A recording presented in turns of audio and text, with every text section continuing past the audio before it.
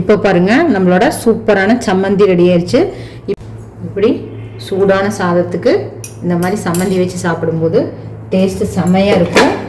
சம்மந்தியை உங்களுக்கு தேவையான அளவு இதில் எடுத்து வச்சு மேலே கொஞ்சமாக தேங்காய் விட்டு இந்த மாதிரி பிணைஞ்சு சுட சுட சாப்பிடும்போது நம்மளுக்கு சாப்பாடு இன்னொரு ரவுண்டு இதே அளவுக்கு போகும்.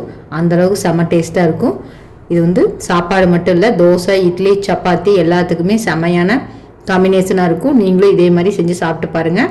சாப்பிட்டுட்டு டேஸ்ட் எப்படி இருக்குன்னு மறக்காமல் கமெண்ட்டில் சொல்லுங்கள். ஹாய் ஃப்ரெண்ட்ஸ், இன்றைக்கி என்ன செய்ய போகிறோம் அப்படின்னா தேங்காய் சம்மந்தி. இதுக்கு தேவையான பொருள் சின்ன வெங்காயம் ஒரு 20 வெங்காயம் தொளிச்சு எடுத்துருக்கிறேன், தேங்காய் ஒரு மூடி, வரமிளகாய் 4, கருவேப்பிலை, தேங்காய் எண்ணெய் 4 டேபிள் ஸ்பூன், உப்பு, இஞ்சி. இவ்வளோதான் இதுக்கு தேவையான பொருள். டக்குன்னு 5 நிமிஷத்தில் செஞ்சிடலாம் இந்த சட்னி. இப்போ அடுப்பில் பேன் வச்சுட்டேன்.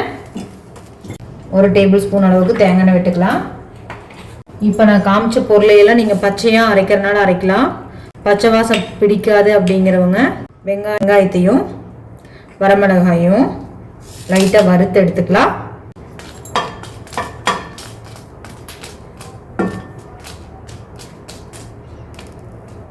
காரம் உங்களுக்கு கூட தேவை அப்படின்னா நீங்கள் இது கூட காஷ்மீரி மிளகாய் தூள் 1 டேபிள் ஸ்பூன் ஆட் பண்ணி அரைச்சிக்கலாம். கலராகவும் இருக்கும். நான் காரம் குறைவாக வேணும் அப்படிங்கிறதுக்காக வரமிளகாய் மட்டும் எடுத்துருக்கிறேன். நம்ம எடுத்து வச்சிருக்கிற ஒரு பொருளாக மிக்ஸி ஜாரில் ஆட் பண்ணிக்கலாம். தேங்காய் துருவல், தேங்காய் துருவலாக எடுத்துக்கோங்க. இந்த மிளகாயை இதோட சேர்த்திக்கிறேன். இந்த எண்ணெயிலே நம்ம எடுத்து வச்சிருக்கிற வெங்காயத்தை வணக்கி எடுத்துக்கலாம். ரொம்ப வணங்க வேணுங்கிறது இல்லை, லைட்டாக பச்சை வாசம் போகிற வரைக்கும் மட்டும் நம்ம வணக்கி எடுத்துக்கிட்டா போதுமானது. பாருங்கள், வெங்காயம் ஓரளவுக்கு வணங்கி வந்துருச்சு. இதையும் நம்ம மிக்ஸி ஜாரில் ஆட் பண்ணிக்கிறேன்.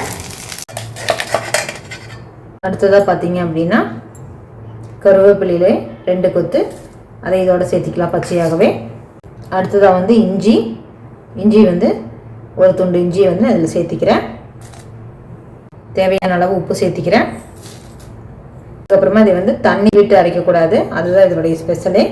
அதுக்கப்புறம் நம்ம என்ன பண்ணுறோம் அப்படின்னா எடுத்து வச்சுருக்கிற தேங்காய் எண்ணெய் 4 டேபிள் ஸ்பூன் இதில் விட்டு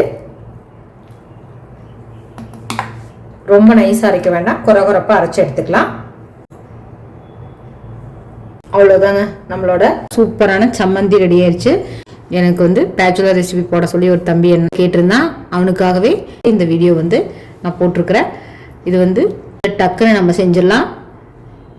சாப்பாடு மட்டும் வச்சாச்சு, ஏதாச்சும் ஒரு குழம்பு வேணும் ஆனால் சீக்கிரமாக செய்யணும், ரொம்ப பசியாக இருக்குன்னா இதை செஞ்சு பாருங்கள். டேஸ்ட்டு அட்டகாசமாக இருக்கும்.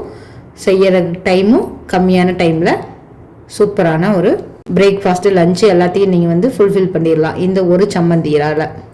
Okay friends, bye bye. திருப்பி அடுத்த ஒரு வீடியோவில் பார்க்கலாம்.